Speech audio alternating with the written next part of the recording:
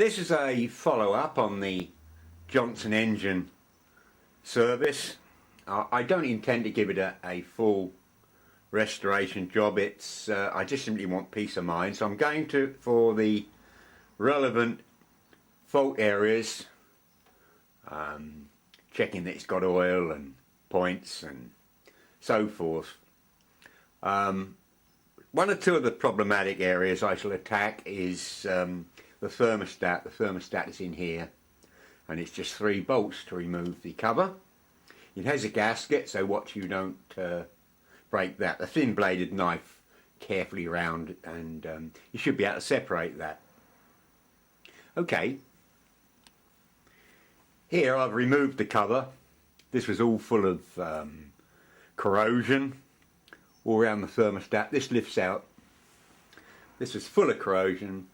I've cleaned it up with a small brass brush and blown out the galleries with an airbrush.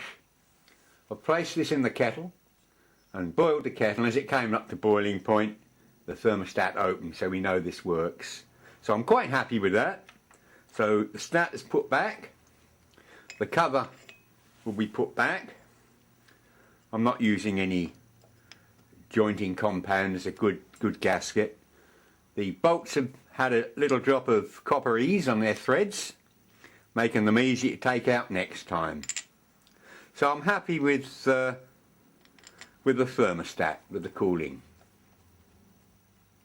We'll move on. Now I'm going to attack the points. I've removed the centre nut from the flywheel on the washer, and with a simple puller of these 3 points, release the flywheel. And the inside of this is not too bad, but you can see the state of these coils. Let's put that down. Let's see if I can zoom in a bit. Try. Well, that's a bit better. What is nice is there's 2 ignition coils, 2 sets of points, and 2 condensers. I like that. That's a bit of belt and braces. But as you can see, this insulation, this, well, I don't know what it is, some form of resin covering, on the coils is all cracked. Leave them alone. If you've got continuity through the coils, leave them. What's happened is they've expanded and corrosion and broken. It hasn't expanded, and this is all cracked up. But if you've got continuity through it, leave them alone. They will go for quite some time like that. If you try and remove this or do any repairs, you're in trouble. But now that we've got the flywheel off, we'll attend to the points. We'll just check that these are not too pitted. I can't get any closer with the camera there. But we'll check these points, both of them. We'll give, there's a small little pad on the cam here. We'll give that just a little drop of oil, just to lubricate the point cams, and we have got a spark, but we're just doing a bit of belt and braces maintenance here, as we don't want to do this when we're a few miles out to sea. It's a lot easier in the workshop. Whilst I'm on the subject of points, there are some people that stone them. There are point files and so forth, but I don't believe in removing any amount of metal from the points at all, if you can possibly help it. We merely want 2 good mating surfaces of good electrical and mechanical contact, and we want to avoid any pitting that there might be there. And the best way I do it is a small piece of wet and dry emery cloth, fold it back on itself, nothing coarser than 400 grit, and open up the points and drop the abrasive paper in and just move it backwards and forwards a few times, just to remove any pits that might be on the points. If they are badly pitted, suspect the condenser to be open circuit. Since you've got 2, they should roughly be the same. And then turn the main crank and just check you've got the correct gap, which is adjusted here, of course. Okay, that's as far as I'm going to go with the ignition system. As I said in the beginning, I wasn't going to give this a full service. It's it's an old engine and doesn't warrant a lot of work.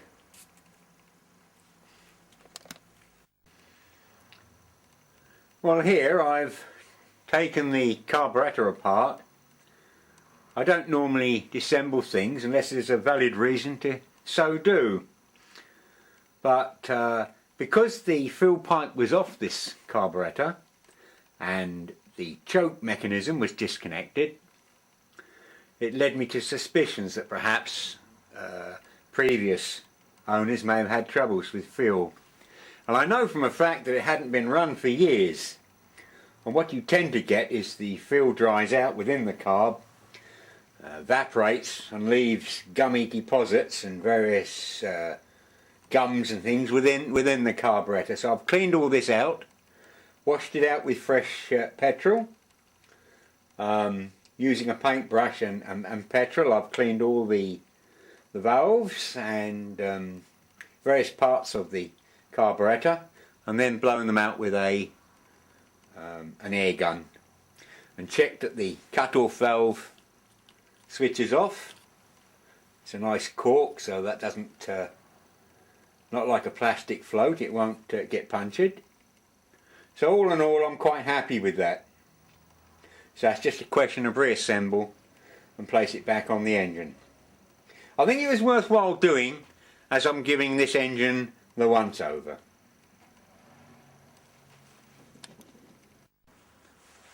I've refitted the carburettor, connected up all the pipes, fitted 2 new spark plugs, and taken the slack out of the pull cord.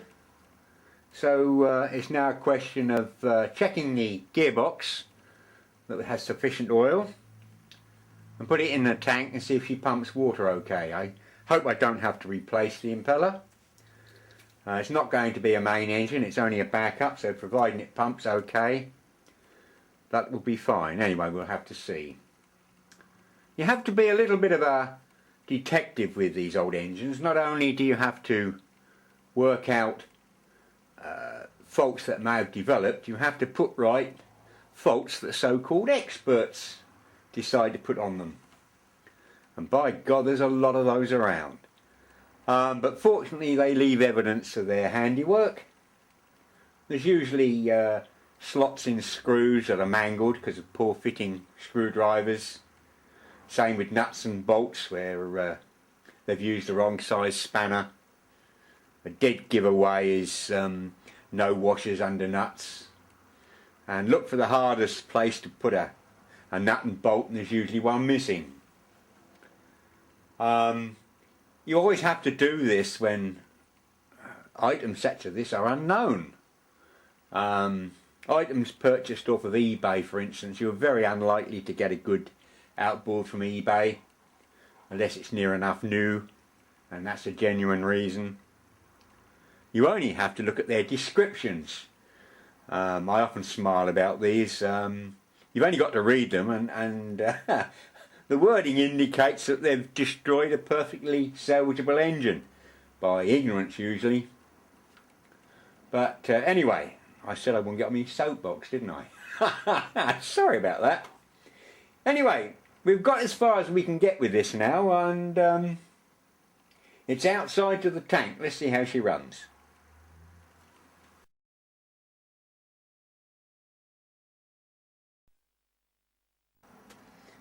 Okay, this is a quick update on the indexing. I've had 1 or 2 inquiries for more details, which I'm quite surprised really, because I thought it's self-explanatory, and in fact decided whether I should include it in my previous video. But anyway, here we are. Let's tell you what I can about it. There's really not much to it. It's a 3-jaw chuck. I didn't make the chuck, it's one I had. It has a threaded proportion, which I made a sleeve, or mandrel should I say, with the same thread. And then I put it on the chuck with with Loctite, I believe. Can't remember, it's some time back now. And then I made up the frame and bored out the frame, the size of the mandrel I'd made. These cheeks, these these two are mounted on the base, so I won't turn it upside down, and I simply held on with 6 in total sunken set screws. The distance of these holes was the distance of T-slots on my milling machine. It's quite straightforward. The actual index plate itself, I think, was 72, 48 and 30 holes respectively, and this is merely held on to the mandrel by 3 countersunk set screws. There's no discernible move. Let's move that over. Discernible movement this way. It's captive between these two shoulders. In the top here we have some oil holes to oil the mandrel, as it's a metal to metal bearing. Here I've used a slitting saw and cut through 1/2 of the 2 cheeks so that a bolt can be used to take up any play or slack that may be in the system. Don't really know what else to say about it. It's a direct index. These holes go through to, if I can zoom in, maybe not, move the camera, well, just about. There, look, 3 corresponding holes. I haven't got the little peg with me at the moment, but I'm sure you can see the principle.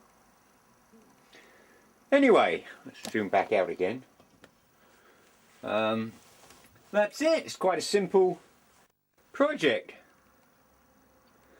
You don't have to actually copy what I've done. You can improve on my design. It was only a quick thought. Use what materials you have and make a better job. Anyway, there's a quick update. I did promise it. I'm now back to the outboard and see if we can get that to run. Thanks for watching.